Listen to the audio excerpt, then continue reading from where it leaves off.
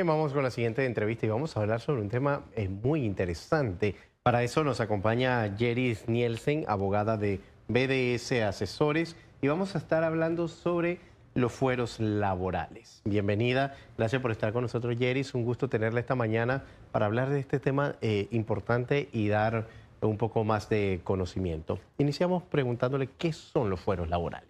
Buenos días, José Luis. Muchísimas gracias por el espacio y gracias a los televidentes por permitirnos entrar a sus hogares. En efecto, los fueros laborales son una protección que se da desde el punto de vista laboral a los trabajadores que tienen una condición, una cierta condición de vulnerabilidad que los puede hacer sujetos de discriminación. Y en ese sentido, nuestra legislación laboral establece una protección para que estas personas no puedan ser despedidas de forma directa, sino que tiene que ser a través de un proceso previo que se lleva en los juzgados seccionales de trabajo y siempre en base a una causa justa de despido. Es decir, que la persona haya cometido una falta grave que motive el despido de esa persona, pero con una autorización judicial previa. Bien, es decir que no es como dicen estas personas, no, yo puedo hacer lo que me da la gana porque nadie me puede despedir, porque estoy bajo este amparo. Correcto, de hecho es un tema que, pues, del que siempre se habla, de que se piensa que los trabajadores que están amparados por esta protección consideran que pueden hacer lo que quieran y pues no les va a pasar nada. Sin embargo, nuestra legislación sí establece los mecanismos para que una empresa, un empleador, pueda terminar esa relación de trabajo por un despido, pero siempre se tiene que basar en una causa justa. A diferencia de un trabajador ordinario en el que un empleador despide al trabajador y después ese trabajador puede demandar y pues se le da la oportunidad a la empresa de demostrar la causa justa de despido.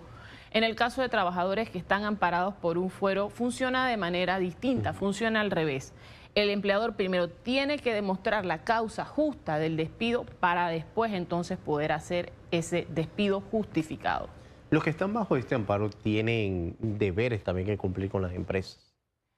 Definitivamente las obligaciones de los trabajadores, a pesar de esta protección, se mantienen como cualquier otro trabajador. Tienen que cumplir con sus obligaciones, todas las obligaciones que establezca el Código de Trabajo, el reglamento interno de la empresa, las políticas internas de la empresa, ya que de no hacerlo, pues quedan entonces sujetos a la posibilidad de que se les haga un despido justificado con esta autorización que requiere nuestra legislación. Ahora bien, ¿cuál es el impedimento, por así decirlo, que tienen pues muchas empresas cuando se encuentran con una situación en la que se comete una falta grave? Es que este trámite de autorización de despido no es sencillo. O sea, es todo un proceso judicial que puede tardar meses y podríamos hablar incluso de un par de años. Mientras tanto, la relación laboral se mantiene y, por supuesto, no es nada sencillo mantener una relación laboral con una persona a la que tú estás demandando, pues, está dentro de tu empresa y, pues, obviamente también para el trabajador debe ser incómodo estar en una empresa en la que tiene un proceso judicial en su contra. Bien, ¿cuántos fueros laborales existen en el país? Tenemos muchos fueros laborales en Panamá.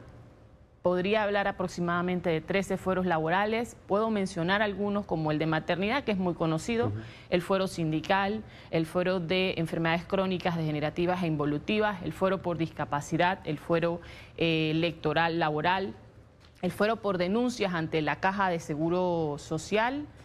Y bueno, tenemos también un fuero penal cuando hay una persona que está siendo testigo en un proceso penal. En fin, la verdad es que sí tenemos pues una gran cantidad de fueros que protegen pues a personas con ciertas condiciones. Cada uno de estos fueros tiene una condición en particular que debe cumplir el trabajador para estar protegido, para considerarse una persona protegida, y cada uno tiene ciertos requisitos para hacerse acreedor, por así decirlo, de esa protección. Bien, el fuero por enfermedades crónicas, ¿en qué se basa? Porque yo he escuchado a muchas personas decir, no, que yo soy nervioso, no me pueden tocar, o sea, tantas cosas que se dan. ¿Qué requisito conlleva eso? El fuero por enfermedades crónicas podría decir que es uno de los fueros que probablemente más dolores de cabeza podría estar dando a los empleadores, en el sentido de que la ley no establece una lista de enfermedades crónicas, degenerativas o involutivas que debe padecer el trabajador y por el cual pueden estar protegidos. Así que pues, la lista puede ser extensa y eso va a depender mucho de las certificaciones que emitan los médicos.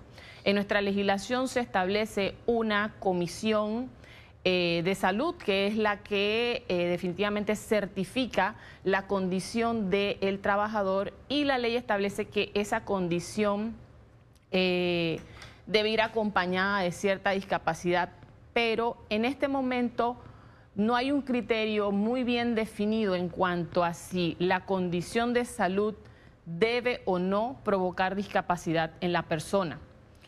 Y, por ejemplo, enfermedades tan comunes como la presión arterial alta o la diabetes, que obviamente son enfermedades delicadas, pero que pueden ser controladas, muy bien controladas, y que a las personas que las padecen no les afectan en su desempeño, la ley establece que son enfermedades crónicas y que por lo tanto pueden estar protegidos por este fuero. Entonces, pues tenemos la situación muchas veces que tú ves a una persona que se desempeña de manera regular y puede tener este tipo de enfermedades, el empleador no lo sabe.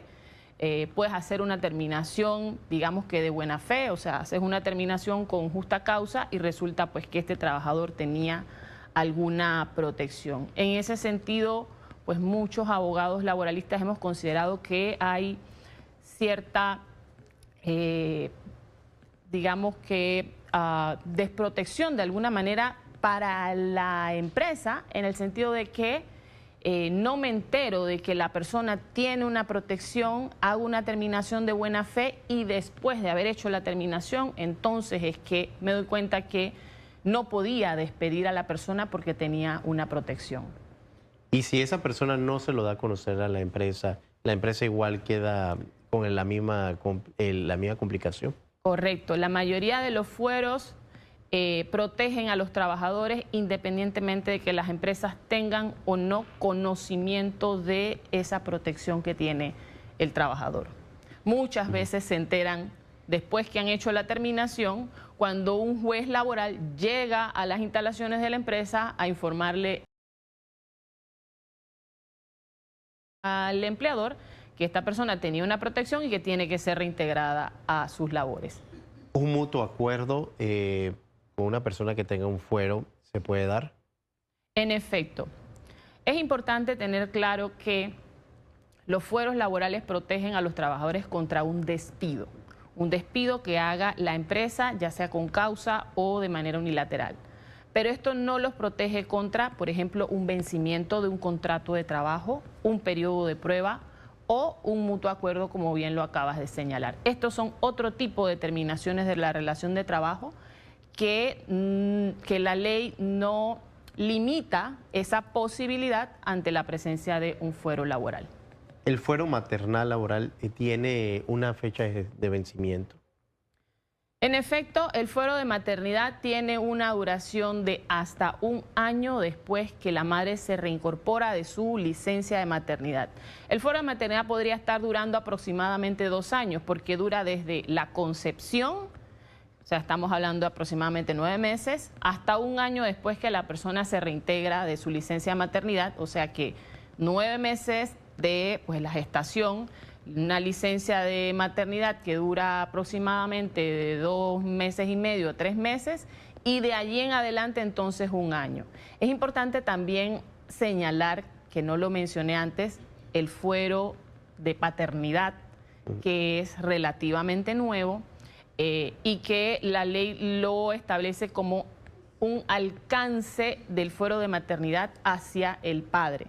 Este fuero de paternidad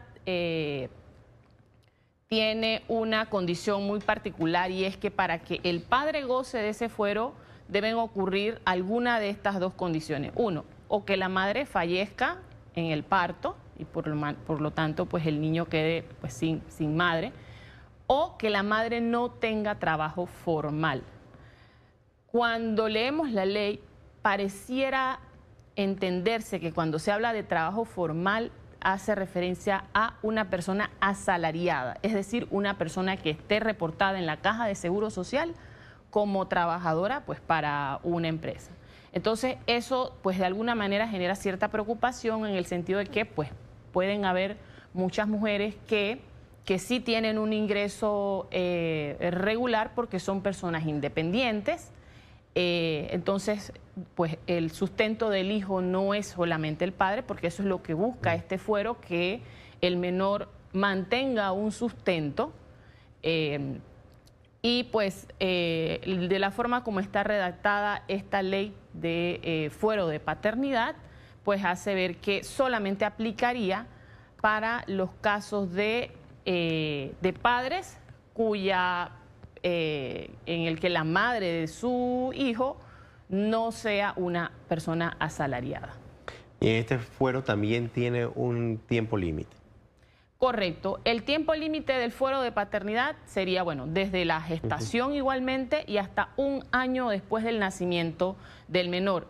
Pareciera igual que el de maternidad, pero es distinto en el sentido de que el de maternidad es 1 año después que la mujer se reincorpora de su licencia de maternidad, mientras que el del padre es 1 año después del nacimiento. Así que estamos hablando de un periodo un poquito menor que el del fuero de maternidad. Y este beneficio del fuero de paternidad, porque es algo nuevo como usted ha mencionado, ¿qué facilita el padre? ¿Acompañar al niño a las citas en su primer año de vida? ¿A solicitar permiso, que la empresa esté obligada a dárselo? ¿Qué conlleva esto? El fuero de paternidad lo que conlleva es la protección contra despidos pues, hacia ese trabajador. El fuero como tal no conlleva la posibilidad de citas o de algún privilegio adicional. Ahora bien, estos temas están más bien regulados en el Código de Trabajo y el Código de Trabajo dice que todo trabajador, ojo, padre o madre, tiene derecho a permisos remunerados por jornada parcial para atender las citas médicas de sus hijos menores de 2 años.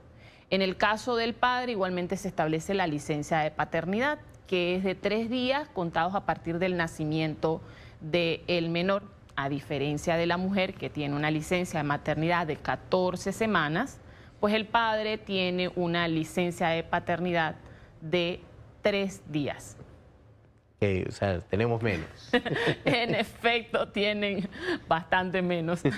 Bien, y esto es importante porque esto confunde un poco, ¿no? Porque dices, yo tengo derecho a ir con mi hijo a la cita y todo lo demás. Hablemos un poquito también del fuero sindical. ¿Qué conlleva el fuero sindical? ¿Tengo que pertenecer yo a un sindicato o pertenecer a una junta directiva de un sindicato? Ok, nuestra legislación laboral pues promueve la creación de sindicatos como una vía para proteger los derechos laborales de los trabajadores.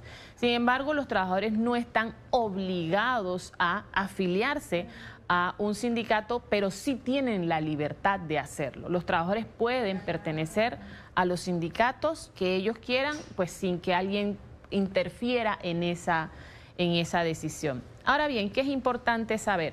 Cuando una empresa tiene una convención colectiva negociada con un sindicato, independientemente de que el trabajador pertenezca o no al sindicato, tiene la obligación de pagar cuota sindical. Y todos los trabajadores, de hecho, ordinarios, se beneficiarían de esa convención colectiva y en ese sentido están obligados a pagar esa cuota sindical, ojo, quieran o no quieran, estén de acuerdo o no estén de acuerdo con el sindicato que finalmente ha negociado una convención colectiva con la empresa. O sea, no es opcional de un trabajador decir yo no quiero pagar esta cuota sindical porque yo de hecho no quiero recibir los beneficios de la convención colectiva. No es opcional. Y quien tiene de hecho la obligación de descontar esa cuota sindical es la empresa. La empresa tiene que descontar la cuota sindical y entregarla al sindicato. Bueno, son muchos temas los que podemos abordar porque también están el del fuero de las personas con discapacidad también. En efecto, este fuero está desde 1999 con la Ley 42 de equiparación de oportunidades. Es más, incluso una de las obligaciones que establece esta ley para las empresas es que si tú tienes 25 a 50 trabajadores en tu planilla, estás obligado a contratar un extranjero, un trabajador discapacitado. Y si tienes de 50 trabajadores o más, estás obligado a contratar un 2% de tu personal con discapacidad. Sin embargo, esas personas que contrates con discapacidad tienen fuero laboral. Insisto, el fuero consiste en la protección contra un despido de manera directa. Puedes hacerlo si tienes una autorización judicial previa. Así que otro derecho que tienen estas personas con discapacidad es el poder asistir a citas médicas, a tratamientos, a terapias, hasta 144 horas al año. Y eso es distinto de las incapacidades o del fondo de licencia de incapacidad que establece nuestro Código de Trabajo, que igualmente es de 144 horas al año, o sea, 18 días al año. Así que una persona que tenga una condición de discapacidad debidamente certificada tiene derecho a, uno, si se incapacita hasta 18 días al año, pues la empresa tiene que cubrirle el salario siempre que presente la incapacidad respectiva. Y adicionalmente tiene derecho a asistir a tratamientos, incluso hasta charlas relacionadas con su condición, igualmente hasta 144 horas al año, a menos que un médico certifique que requiere más tiempo para esas citas médicas. Bien, Yeris, gracias por estar con nosotros hablando de este tema importante e ilustrar un poco más y llenar de conocimiento también a la población para que tengan base también sobre estos temas. Muchas gracias a ustedes por la invitación. Bien, vamos con información deportiva.